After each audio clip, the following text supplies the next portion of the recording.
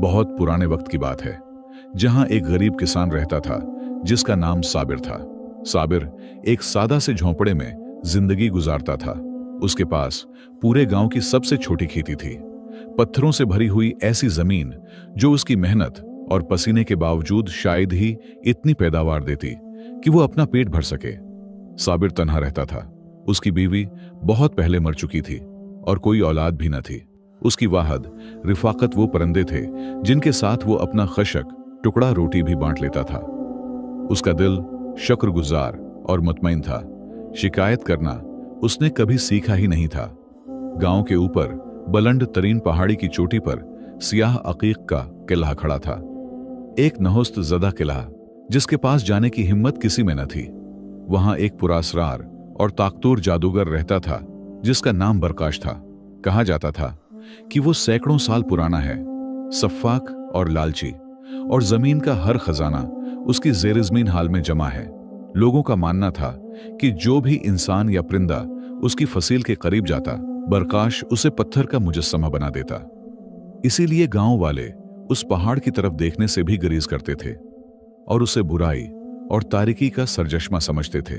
एक बहार की सुबह, एक हौलनाक तूफानी रात के बाद, वो रात जो साबिर की झोंपड़ी को जड़ से उखाड़ देने वाली थी, साबिर अपने छोटे से खेत को देखने के लिए निकला। कुछ भी बाकी न था। वो चंद नाजुक कॉम्पलें जो बड़ी मुश्किल से मिट्टी से बाहर आ रही थीं, सब तूफानी हुआ ने चुरा कर दी थीं। वो अपने बर्बाद खेत को दुख से देख ही रहा था कि अचानक उसे चट्टानों के पीछे से एक बहुत मुद्दम सकराहने की आवाज सुनाई दी। साबिर डरते आगे बढ़ा और जो उसने देखा उसने कभी सोचा भी न था। चट्टानों के दरमियान एक कम उम्र उकाब का बच्चा पड़ा था, कीचड़ में लथपथ, टूटे हुए परों के साथ, ठंड और दर्द से कांपता हुआ। लगता था तूफान ने उसे उसके बुलंद आशियाने से नीचे पटक दिया था। साबिर ठिठक गया। वो जानता था कि उकाब जादूगर बरकाश के पहाड़ के परिंदे हैं और उसे खौफ था कि शायद उसे बचाना उसकी अपनी मौत का सबब बन जाए। मगर उसका नर्म दिल उसे बेआसरा मखलूक को यूं मरने के लिए छोड़ने नहीं दे सकता था। उसने खुद से कहा, अगर खुदा ने उसे मेरे खेत की दहलीज तक भेजा है तो मैं कौन होता हूं उसे ठुकराने वाला। साबिर ने नाजुक हाथों से नन्हे उकाब को उठाया और उसे अपने झोंपड़े तक ले आया। वहां उसने उसका जिस्म साफ किया। साबिर ने उकाब के परों को साफ करने के बाद उसके टूटे हुए बाजू पर 2 लकड़ी की पतली टहनियों और फटे पुराने कपड़े से एक छोटी सी पट्टी बांधी। उस गरीब आदमी के पास देने को कुछ ज्यादा न था, लेकिन फिर भी वो अपने नन्हे उकाब के साथ अपना खाना बांटता। वो दरिया से जो चंद मछलियां पकड़ता, उनमें से बेहतरीन टुकड़ा जिराह को देता और अपनी आखिरी बची हुई रकम से उसके लिए दूध खरीदता, अक्सर अपनी भूख मारकर, ताकि उस छोटे से भूखे मुना को खाना मिल सके। साबिर ने उस उकाब का नाम जिराह रखा। हफ्ते गुजरे और जिराह सेहतयाब होने लगा। वो कमजोर, कांपते हुए पर का छोटा सा गुच्छा अब हैरत अंगेज तेजी से एक शानदार नौजवान उकाब में बदल रहा था। उसका पर चमकदार, आंखें खंजरों की तरह तेज और पंजे मजबूत और ताकतवर। जो बाजू पहले टूटा हुआ था, वो अब पहले से भी ज्यादा मजबूत हो चुका था। साबिर और जिराह के दरमियान एक ऐसा रिश्ता कायम हो गया जो लफ्जों में बयान नहीं हो सकता। जिराह सिर्फ एक परिंदा नहीं था, बल्कि वो दोस्त, बल्कि वो बेटा बन चुका था जो किस्मत ने साबिर को कभी नहीं दिया था। जिराह साबिर के साथ खेत में जाता, उसकी गैर मौजूदगी में झोंपड़ी की हिफाजत करता और उन कौवों को भगाता जो थोड़ी सी बची हुई बीजों को चरा लिया करते थे। और फिर जब जिराह मुकम्मल तौर पर जवान और मजबूत हो गया, असल लम्हा आ पहुंचा। उकाब एक ऊंची चट्टान पर खड़ा हुआ। उसने पहाड़ों की संगलाख चोटियों की तरफ देखा, अपने असल घर की तरफ। फिर उसने साबिर को देखा जो उसे नम आंखों से घूर रहा था। साबिर जान गया कि जुदाई की घड़ी आ चुकी है, क्योंकि उकाब मिट्टी की झोंपड़ियों के लिए नहीं, बल्कि आसमानों के लिए पैदा होते हैं। साबिर आंखों में आंसू लिए बोला, जा मेरे जिराह, जा वहां जहां तेरा मकाम है तो आजाद है। तूने मेरे साथ वो किया है जो इंसान भी न करते। मैं कभी नहीं भूलूंगा। जिराह ने उसे गहरी, मानीखीज नजर से देखा। फिर उसने एक ऐसी चीख मारी कि पूरी वादी गूंज उठी। उसने अपने अजीम परों को खोला और आसमान की तरफ बुलंद हो गया, लेकिन वो कहीं दूर न गया। वो सीधा पहाड़ की चोटी की तरफ उड़ने लगा, सियाह अकीक के किले की तरफ। साबिर ने उसे बादलों में गायब होते देखा और उसका दिल दहल गया। उसे लगा कि यही इंजाम था, कि जिराह भी बरकाश के जादू का शिकार हो गया होगा और पत्थर का मुजस्समा बन चुका होगा। पूरी एक दिन साबिर अपनी झोंपड़ी के सामने बैठा रहा, न खाया न पिया, बस पहाड़ की चोटी को तके गया। और जब सूरज डूबने ही वाला था, अचानक उसने परों की एक आवाज सुनी, ऐसी आवाज जैसे बादल फट रहे हों। जिराह बादलों के बीच से एक तीर की तरह निकला, नीचे उतरे और साबिर के सामने शान से खड़ा हो गया।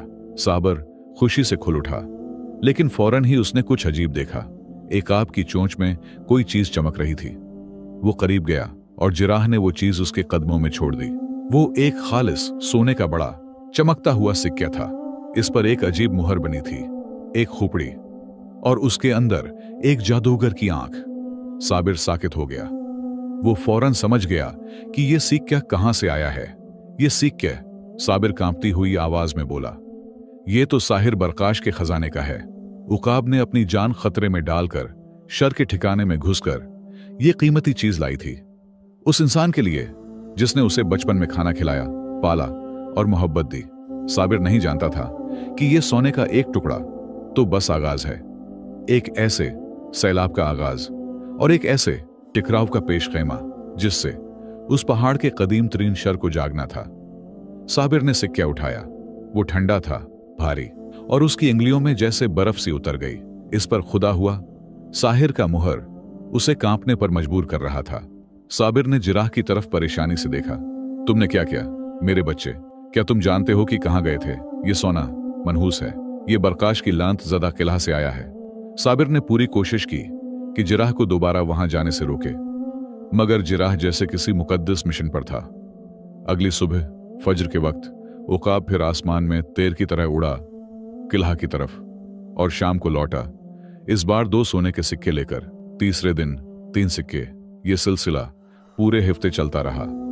हर सुबह जिराह साहिर के किला की तरफ जाता और हर गुरूबी आफताब के साथ सोने की एक नई मुट्ठी साबिर के कदमों में गिरा देता। साबिर अब गरीब नहीं रहा था। उसके पास एक छोटी सी ढेर बन गई थी, इतनी कि वो पूरे गांव की सबसे बड़ी जमीन खरीद सकता था और अपनी झोंपड़ी की जगह एक महल बना सकता था। मगर साबिर को खुशी नहीं हुई, बल्कि उसके दिल में एक अंधेरा खौफ फैलता जा रहा था। उसने सारा सोना एक पुरानी मिट्टी में बंद किया और उसे झोंपड़ी की जमीन के नीचे गाड़ दिया। वो एक दिरहम भी खर्च करने का हौसला न करता था। वो जानता था कि यह सोना रिस्क नहीं, बल्कि शैतान की उधार रकम है। हर बार जब वो उसे चूहता, उसमें एक सर्द लहर दौड़ जाती। उसे एक अजीब सी बू आती, गौया गंधिक और जलते हुए पत्थर की। और सबसे बढ़कर वो जिराह के लिए डरता था। वो सोचता, एक उकाब चाहे कितना ही चालाक क्यों ना हो, वो एक साहिर से रोज रोज कैसे चोरी कर सकता है बगैर पकड़े गए। साबिर का खौफ बजा था, क्योंकि किला इलाके के लसवद में साहिर बरकाश अपनी जादुई आईने के सामने बैठा हुआ था। वो बेवकूफ नहीं था। सोना पहली ही रात गायब होने पर उसे खबर हो गई थी, मगर वो खामोश रहा। वो देख रहा था। उसने अपनी आईने में सब देखा। जिराह को खजाने के कमरे की छत में छुपी। वो सोने के जाने से नाराज नहीं था, क्योंकि वो उसके लिए मिट्टी के जर्रे से ज्यादा न था। लेकिन उसने उस उकाब में अपनी बेहतरीन चाबी देख ली थी। एक चाबी उस चीज तक जो सोना, जादू या खौफ कुछ भी खरीद नहीं सकता था। वो शय थी हजरुल हया, जिंदगी का पत्थर। एक छोटा सा पत्थर जो गांव के कदीम तरीन खानदान के पास नस्लों से था। कहा जाता था कि यह पत्थर जमीन को जरखीज करता है और सियाह जादू को बातिल कर देता है, और बरकाश उसे चाहता था अपनी हमेशा की जादुई जिंदगी के आखिरी मरहले के लिए। साहिर ने सर्द लहजे में कहा, यह गरीब किसान आखिरकार जाल में फंस ही गया। मैंने खुद इस उकाब को मेरा सोना चोरी करने दिया, और अब यह किसान अपनी जान समेत सब कुछ मेरा मकरूज है। जल्द ही वक्त आएगा, मैं उससे अपना कर्ज वसूल करूंगा। गांव में साबिर के हालात ने लोगों के दिलों में शकूक पैदा करने शुरू कर दिए। अचानक साबिर ने खेत में काम करना छोड़ दिया था। वो सारा दिन अपनी झोंपड़ी के सामने बैठा पहाड़ की चोटी को घूरता रहता और गांव वालों ने देखा कि उसका अजीब सा उकाब हर दिन किलाते साहिर की तरफ जाता और शाम को लौट आता। सरगोशियां फैलने लगे। एक फकीर किसान अचानक काम क्यों छोड़ दे? ये उकाब हर रोज साहिर के ठिकाने पर क्यों जाता है? जरूर कोई खतरनाक राज है। गांव के आकिल उम्दा, जो दानिशमंद भी था मगर बहुत महतात, साबिर के पास आया और बोला, ऐ साबिर, हम देख रहे हैं क्या हो रहा है। तुम्हारा उकाब हर रोज पहाड़ जाता है और अगरचा तुमने दौलत जाहिर नहीं की, हम महसूस करते हैं कि तुम्हारे घर में कोई खतरनाक राज छिपा है। खबरदार रहो साबिर, साहिर के कुले से आने वाला सोना तबाही के सिवा कुछ नहीं लाता। साबिर के दिल में शर्मिंदगी और खौफ भर गया। उस रात जब जराह हसब आदत अपनी चोंच में जवाहिरात की एक छोटी थैली लिए वापस आया, साबिर ने उसे तेजी से अपनी बाहों में थामा। बस करो जिराह, बस अब वहां मत जाना। मुझे ये सोना नहीं चाहिए, मुझे तुम चाहिए हो मेरे दोस्त। वो लोग शक करने लगे हैं और साहिर अब जरूर जान चुका होगा। तुम मुझे खोना मत। मगर जिराह ने इंसानों का खौफ नहीं समझा। वो तो बस कर्ज मोहब्बत चुका रहा था। साबिर ने उसकी जान बचाई थी, अब वो उसका बदला लौटा रहा था। अगली सुबह वही हुआ जिससे साबिर डरता था। जिराह हमेशा की तरह आसमान में उड़ा किला की तरफ, मगर गुरूबी आफताब तक भी न लौटा। साबिर ने सारी शाम इंतजार किया। रात के अंधेरे गहरे होते गए और उसका दिल सिमटता गया। आधी रात बीत गई और जिराह न आया। अब साबिर को यकीन हो गया, तबाही आ पहुंची है। साहिर ने जिराह को पकड़ ही लिया था। उस रात साबिर की आंख न लगी। झोंपड़ी का सुन्नाटा चीख रहा था और खाली बैठक जिराह की गैर मौजूदगी को पुकार रही थी। इस सादा दिल किसान पर अब हकीकत खुल चुकी थी। साहिर से खौफ और चीज है, मगर अपने वाहिद अजीज को खूना कुछ और ही दर्द है। जिराह ने उसकी तन्हाई से उसे बचाया था। अब साबिर की बारी थी कि वो उसे मौत से बचाए। फज्र की पहली रोशनी के साथ साबिर ने फैसला कर लिया। अब उसके पास खोने को कुछ नहीं था सिवाय अपने दोस्त के। उसने वो मिट्टी का मर्तबान निकाला जिसमें साहिर का सोना था, उसे एक थैली में रखा, अपनी लाठी थामी और पहली बार पहाड़ी रमादी की तरफ कदम बढ़ाया। उसके कदम कांप रहे थे मगर दिल मजबूत था। जब भी उसकी नजर किले पर पड़ती, वो उसे शैतान का ठिकाना नहीं देखता था, बल्कि इस कैद खाने को जहां उसका बेटा बंद था। वो किले के अजीम दरवाजों तक पहुंचा। वो नीमवा थे, गौया उसका इंतजार कर रहे हैं। वो अंदर दाखिल हुआ और खुद को कातिल अर्श में पाया। वहां बरकाश अकीक सियाह के तख्त पर बैठा था और उसके दाएं जानिब जिराह था, चांदी के पिंजड़े में कैद, कमजोर, जख्मी और उसकी आंखों में दर्द।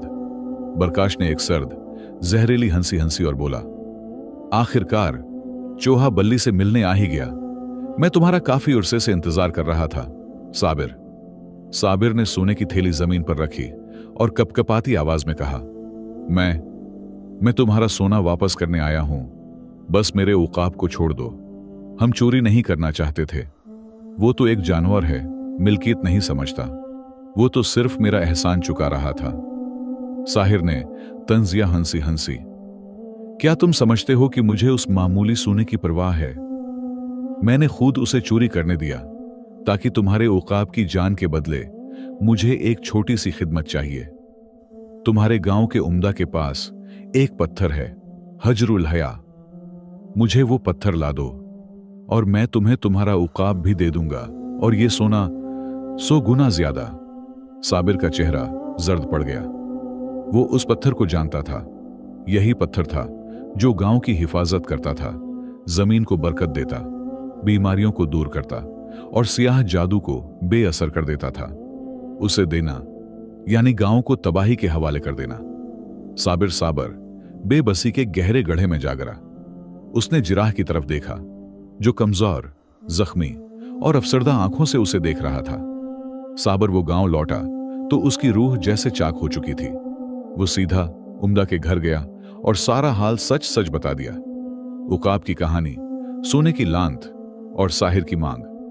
वो तौक़ा कर रहा था कि उम्दा उसे डांटेगा या कैद में डाल देगा, मगर बूढ़ा उम्दा गहरी नजर से उसे देखता रहा।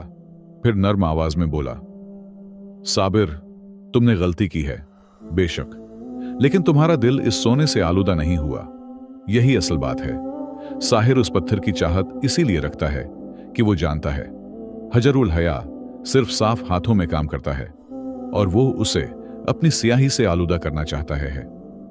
उम्दा देर तक सोचता रहा, फिर बोला, हम उसे पत्थर दे देंगे। साबिर शशदर रह गया। उम्दा ने बात जारी रखी, हजरुल हयात नियत की रोशनी से ताकत पाता है। ये नेक लोगों को शिफा देता है, लेकिन बदकारों को जला देता है। बरकाश का दिल अपने किले की तरह स्याह है। पत्थर ले जाओ साबिर, उसे दो और अल्लाह पर भरोसा रखो। उम्दा ने उसे पत्थर दिया, एक नन्हा सफेद गर्म चमकता हुआ पत्थर।